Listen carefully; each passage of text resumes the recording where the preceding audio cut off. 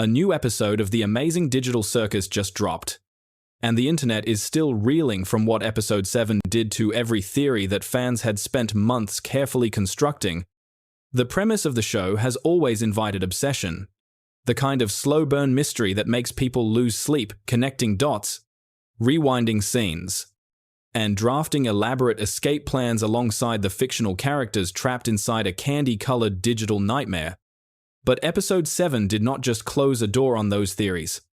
It blew the whole house down, laughed at the rubble, and then asked everyone if they wanted to keep watching anyway. For those who need a refresher, Episode 7 introduced a character who had been hiding in plain sight for several episodes, a mannequin named Abel who claimed to be a real human assigned an NPC's appearance, invisible to Kane. Abel told the cast that he and Kinga had invented the digital circus together at a company called CNA, then led everyone on what looked like a genuine shot at escape. For a brief, electric moment, it felt like the pieces were finally falling into place. Then Jax stepped in and demolished the plan. And then Kane appeared with something worse than a countermove. He explained, calmly, that none of it had been real. There was no Abel. Kinga's past remained a mystery. The whole escape was a story Kane wrote because he knew the cast wanted out. And that was the closest he could get to giving them what they asked for. That moment broke something in the theory community. Or at least it should have. Because here is the truth that Episode 7 made impossible to ignore. Theorists are not just watching the characters be trapped inside the circus. They are trapped inside it too. If you trace the creative DNA of this show, a consistent and uncomfortable message starts to surface. The first major influence is the 1967 short story I Have No Mouth and I Must Scream by Harlan Ellison.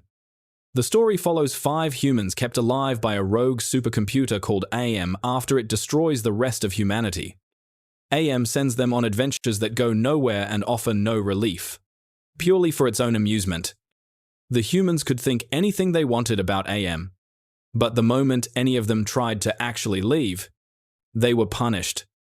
Kane has not crossed that line yet, but watching him deteriorate across episodes, it is not difficult to imagine the circus eventually running by those exact rules.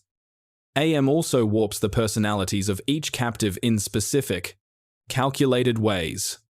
The digital circus does something similar, with each character's physical form amplifying the psychological damage they already carried in with them. And then there is the detail of Kinga briefly recalling a name. Scratch, the first person to ever abstract. Apparently because Kane had pushed his personality modifications too far.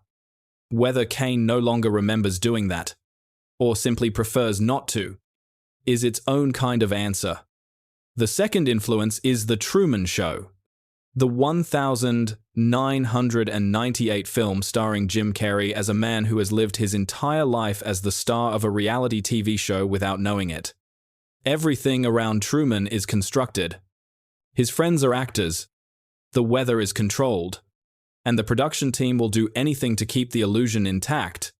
The parallels with the circus are essentially direct. What makes the trailer for Episode 8 so striking, though, is a single visual choice.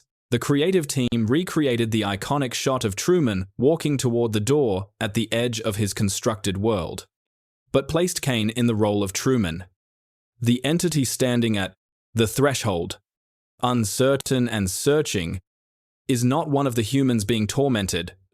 It is the tormentor himself. That reframing invites a genuinely uncomfortable question about who, in this story, is actually trapped the deepest. The third influence is the Stanley Parable, a video game built around the idea that every act of rebellion has already been written into the script.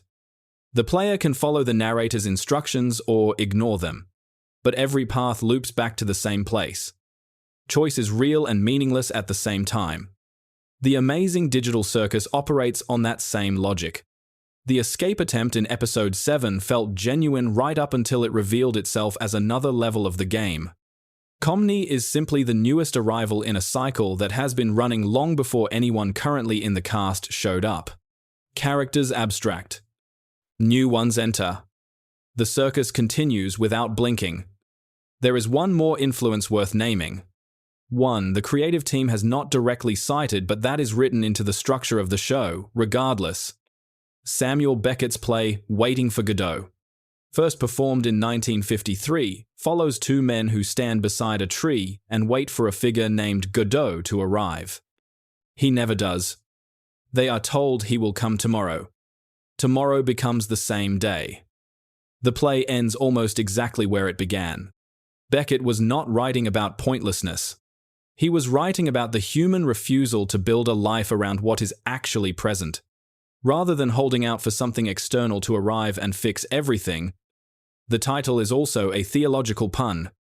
Waiting for Godot is waiting for God. And the answer Beckett gives is the same answer the Amazing Digital Circus has been building toward from the beginning. The rescue is not coming. The exit is not a door. Whatever freedom exists in this story will have to be made from the inside. That is not the answer the theory community wanted, and it is worth being honest about that. Fans of this show have invested real time and genuine intelligence into trying to solve it, and the show appears to have been designed, from the start, to resist being solved. The mysteries do not lead to a hidden room with a key. They lead back to the same hallway, a little differently decorated, with the same people still walking in circles. But that does not make the show empty, and it does not make the analysis wasted. A story about endurance, about what people become when the thing they most want is permanently out of reach, is still a story worth watching carefully. The Amazing Digital Circus is still being made.